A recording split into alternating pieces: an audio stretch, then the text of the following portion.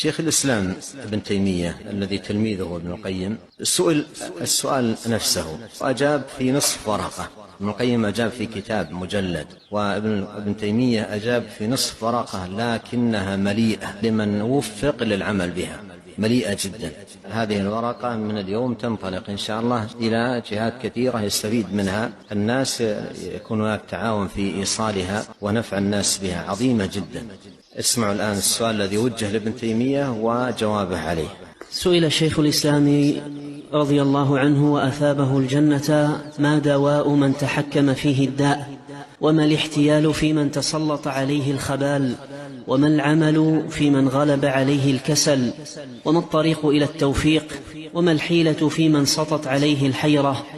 إن قصد التوجه إلى الله منعه هواه، وإن رام الادكار غلب عليه الافتكار، وإن أراد يشتغل لم يطاوعه الفشل. غلب الهوى فتراه في أوقاته حيران صاحي، بل هو السكران.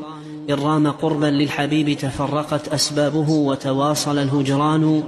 هجر الأقارب والمعارف عله يجد الغنى، وعلى الغناء يعان. ما ازداد إلا حيرة وتوانيا، أكذا بهم من يستجير يهان. فأجاب رضي الله عنه: دواؤه الالتجاء إلى الله تعالى، ودوام التضرع إلى الله سبحانه، والدعاء بأن يتعلم الأدعية المأثورة ويتوخى الدعاء في مظان الإجابة، مثل آخر الليل وأوقات الأذان والإقامة وفي سجوده وفي أدبار الصلوات. ويضم إلى ذلك الاستغفار، فإنه من استغفر الله ثم تاب إليه متعه متاعا حسنا إلى أجل مسمى. وليتخذ وردا من الأذكار طرفي النهار ووقت النوم، وليصبر على ما يعرض له من الموانع والصوارف، فإنه لا يلبث أن يؤيده الله بروح منه ويكتب الإيمان في قلبه.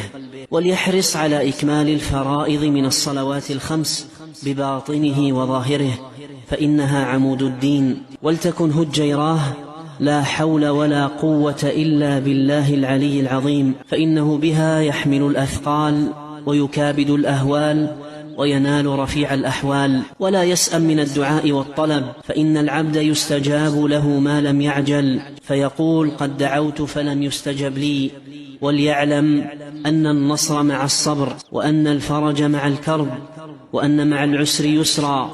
ولم ينل أحد شيئا من جسيم الخير، نبي فمن دونه، إلا بالصبر. والحمد لله رب العالمين. هذا الجواب جواب عظيم جدا، وهو مع وجازته واختصاره فيه وفاء وفي شفاء وفي كفاية. وأنصح بأن ينشر على نطاق واسع جدا ينفع الله سبحانه وتعالى به عباد الله، وخاصة المبتلين الذين هذا سؤالهم وهذه حيرتهم وهذه آلامهم وهذه رغبتهم في الفكاك من الذنوب والخلاص منها.